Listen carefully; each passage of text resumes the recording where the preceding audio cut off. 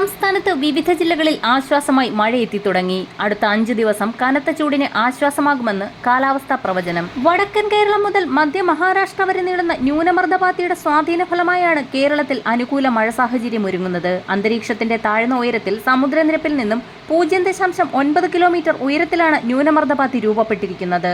വടക്കൻ കേരളത്തിലെ കോഴിക്കോട് ജില്ലയിൽ ഇന്ന് മഴ റിപ്പോർട്ട് ചെയ്തു. മുക്കത്ത് ഏതാനും കിലോമീറ്റർ പ്രദേശത്താണ് മഴ ലഭിച്ചത്. കണ്ണൂർ ജില്ലയുടെ വിവിധ പ്രദേശങ്ങളിൽ മഴ രേഖപ്പെടുത്തിയിട്ടുണ്ട്. കോഴിക്കോട് ജില്ലയിലും കണ്ണൂർ, കാസർഗോഡ് ജില്ലകളുടെ കിഴക്കൻ മേഖലകളിലും മേഘസാന്നിധ്യം ഇന്നുമുണ്ട്. രാത്രിയോടെ വിവിധ ജില്ലകളിൽ മഴ ലഭിച്ചേക്കും. തെക്കൻ മധ്യ ജില്ലകളിലും ഇന്ന് മഴ സാധ്യതയുണ്ട്. കോട്ടയം, ഇടുക്കി ജില്ലകളിൽ മഴ റിപ്പോർട്ട് ചെയ്തു.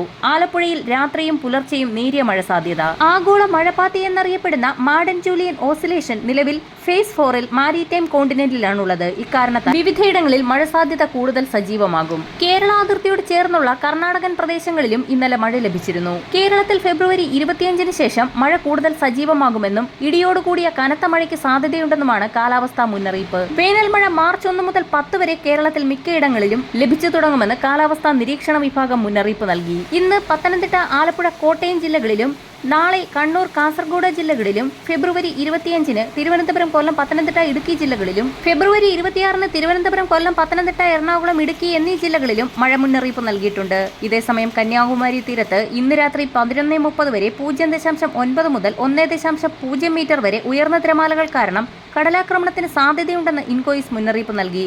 കേരള, കർണാടക, ലക്ഷദ്വീപ് തീരങ്ങളിൽ ഇന്ന് മത്സ്യബന്ധനത്തിന് തടസ്സമില്ല. വരും മണിക്കൂറുകളിലെ കാലാവസ്ഥാ വാർത്തകൾക്കായി ചാനൽ സബ്സ്ക്രൈബ് ചെയ്യാൻ മറക്കാതിരിക്കുക.